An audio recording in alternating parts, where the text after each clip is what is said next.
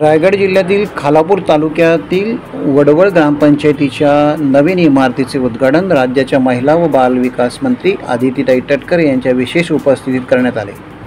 वडवळ ग्रामपंचायतीची जुनी इमारत होती। अखेर ग्रामपंचायत स्वनिधीतून नवीन इमारत उभारण्यात आल्याने मंत्री आदिती तटकरे यांनी ग्रामपंचायतीचे विशेष कौतुक केले। यावेळी गावातील मान्यवरांचाही सत्कार आदिती तटकरे यांच्या हस्ते करण्यात आला।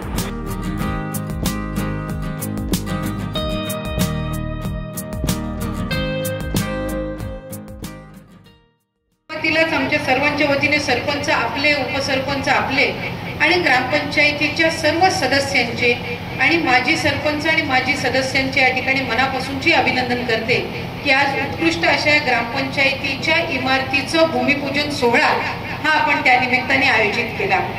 खरं तर कुठल्याही ग्रामपंचायतीसाठी किंवा कुठल्याही गावासाठी गावातलं मंदिर, गावातलं सामाजिक सभागृह आणि त्याच्यानंतर तिसरी जी काही महत्त्वाची इमारत ही गावामध्ये असते ती निश्चितपणाने ग्रामपंचायतीच्या इमारतीची असते। आणि आज तुमची ही ग्रामपंचायत जिला जवळपास 1,28,00,000 इतका निधी खर्च करून ही जी आज ग्रामपंचायतीची इमारत ही आपण तयार करून घेतलेली आहे। मला असं वाटतं या संबंध भागामध्ये मला आठवते काही वर्षांपूर्वी अंकित तुमच्या ग्रामपंचायतीमध्ये देवनावामध्ये जी एकेकाळी हे गाव ज्या ग्रामपंचायतीमध्ये समाविष्ट होतं त्या ग्रामपंचायतीचं बांधकाम 42 लाखामध्ये अंकितजी साखरे आपल्या कार्यकाळामध्ये त्यावेळेला झालं आणि त्या ग्रामपंचायतीच्या उद्घाटनासाठी सुद्धा आम्हाला येण्याची ही त्यानिमित्ताने संधी मिळाली होती। 72 साली ज्या गावाचा समावेश हा त्या ग्रामपंचायतीमध्ये होता, आज तुम्ही जितक्या रकमेची ग्रामपंचायतीची इमारत बांधली त्याच्या दुपटी टिपटीने आज या गावाची ग्रामपंचायतीची इमारत ही त्या ठिकाणी तयार झालेली आहे। त्यामुळे निश्चितपणाने संबंध ग्रामस्थांसाठी, सर्व लोकप्रतिनिधींसाठी आजचा हा दिवस हा अतिशय आनंदाचा आणि अतिशय अभिमानाचा आहे। या निमित्ताने ज्यांनी गावासाठी योगदान दिलं त्या सगळ्यांचा सन्मान करण्याची सुद्धा संधी ही तुम्हाला सगळ्यांनाच या निमित्ताने मिळाली। खरं तर पुनर्वसित गाव आहे आणि आज या कार्यक्रमाच्या निमित्ताने आवर्जून मी कोयनाचे जे समाजरत्न कैलासवासी मुसळे साहेब यांचे विनम्र स्मृती सुद्धा अभिवादन त्या निमित्ताने करीन।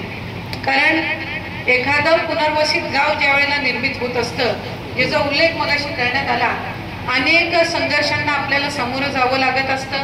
बऱ्याचशा वेळेला साधारणपणे आजच्या घडीला इथं गटविकास अधिकारी आहेत, तर सर्व सुद्धा लोकप्रतिनिधी आहेत। साधारणपणे एखाद्या ग्रामपंचायतीचं विभाजन करायचं जर झालं तर साधारणपणे त्याला लागणारी लोकसंख्या जी आहे ती 1000च्या वर आपल्याला लोकसंख्या लागते आणि जर पुनर्वसित असेल तर साधारणपणे त्याला इतर महसुली याच्या तुलनेमध्ये त्याच्यामध्ये काहीतरी 200-300 लोकसंख्या ही कमी लागत असते।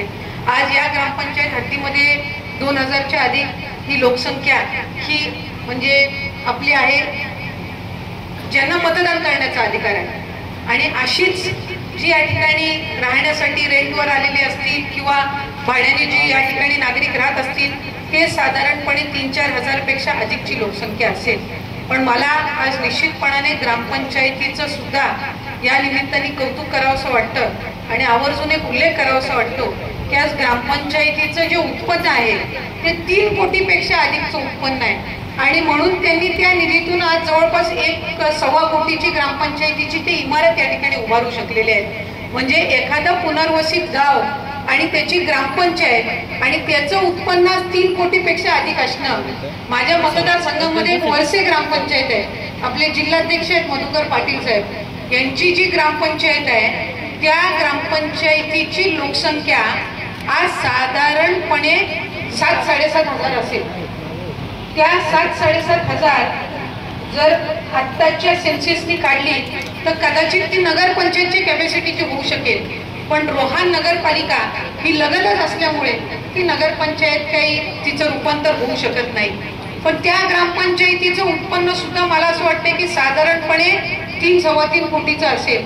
म्हणजे ती 7,000च्या साधारणपणे लोकसंख्या असणारी तिचं उत्पन्न 3-3.5 कोटी आहे आणि आपल्या इथली जी लोकसंख्या आहे ती 2-2.5 हजार आहे आणि त्याचं उत्पन्न आज 3 कोटीच्या अधिकचं आहे. त्याच्यामुळे खऱ्या अर्थानं गावाला जरी पुनर्वसित असलं तरी आज जी ग्रामपंचायतीची आर्थिक परिस्थिती आहे ही निश्चितपणाने त्या ठिकाणी चांगली आहे आणि याच्यातून अधिकाधिक पुढच्या कालावधीमध्ये आपल्याला शासनाच्या विविध योजनांचा त्याच्यामध्ये सहभाग घेऊन आपल्याला चांगल्या पद्धतीनं काम करता येणार आहे. माजी सरपंच आपल्याला, आपले उपसरपंच, सर्व सदस्य सहकारी आपल्याला इतकीच विनंती राहील की आज ही ग्रामपंचायतीची इमारत जिथे एकेकाळी जिल्हा परिषदेची शाळा होती आणि ती जागा आपण आज ग्रामपंचायतीच्या इमारतीसाठी आपण हस्तांतरित करून घेतलेली आहे. या इमारतीमधला ग्रामस्थांसाठी चांगल्यातल्या चांगलं काम हे तुम्ही सगळ्यांनी करून घेणं ही आता तुमच्या सगळ्यांची जबाबदारी आहे. टाइम्स डिजिटलला